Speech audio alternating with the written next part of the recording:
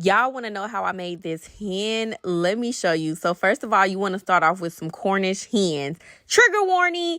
Do I have to explain myself? No, because even though this is like a young chicken, I'm still cleaning it out. I'm removing any feathers, any excess skin, any fat, any of the guts that I see that I don't want to eat. I'm not going to eat it. So I'm going to remove it, okay?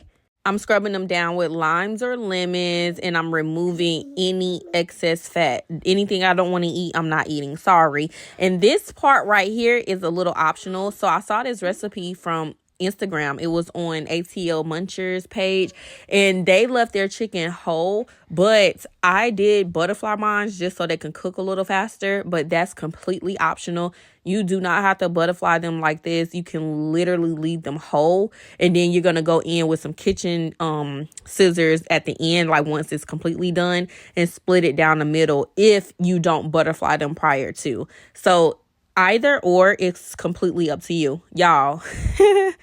My little helper, she was in the kitchen, but she was a little heavy-handed on the onion powder. I don't know where she learned that from. So I had to help her. This was enough seasonings for the both sides. But if you are lightly seasoning, of course, season the other side as well. But I just used some Tony's, a little bit of Dash salt-free seasoning. I went in with some Sazon and some onion and garlic powder. And again, I just rubbed it in on both sides because my little helper is a little heavy-handed. So I just rubbed them in on both sides.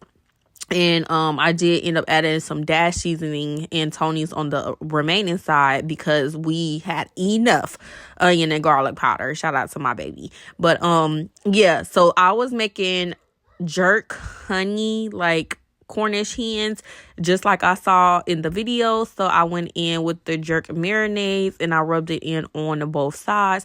You want to make sure that you are rubbing it in on all sides of your chicken, whether you leave it whole, whether you butterfly it. You want to make sure you go in and rub it down, okay? Rub it down because you want to cook them. I just preheated my oven to 365 degrees and I put them down in this baking pan just like that. And then I added a couple of teaspoons of butter, and then I went in with a little bit of chicken broth to the bottom just so it wouldn't like stick. I covered it up with some aluminum foil. I poked holes in the aluminum foil, and then I placed it in the oven. Then to start on the rasta pasta side of it, you want to go in with some bell peppers. Y'all know the routine. I use some red, yellow, and green bell peppers. I just roughly slice them up, let them cook in some oil, some olive oil, and let those cook down. For my Alfredo sauce, super quick and easy. It was just some heavy whipping cream. I used some Cajun powder and some Parmesan cheese. That's the only seasonings I used because I did season the bell pepper, so I didn't want to overly season it. I was just showing y'all how it looked when it was completely done. Then I removed those bell peppers from the oil and let the remaining oil drain off. And then I just kept mixing together my Alfredo sauce with the cheese so the cheese wouldn't burn.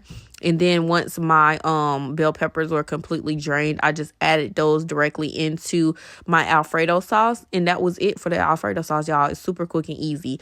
For the noodles, I just used some penne noodles. Y'all know it take about 8 to 10 minutes to boil. And I only used half of the bag because it was just me and my man eating this. And we didn't need to eat the entire bag of pasta.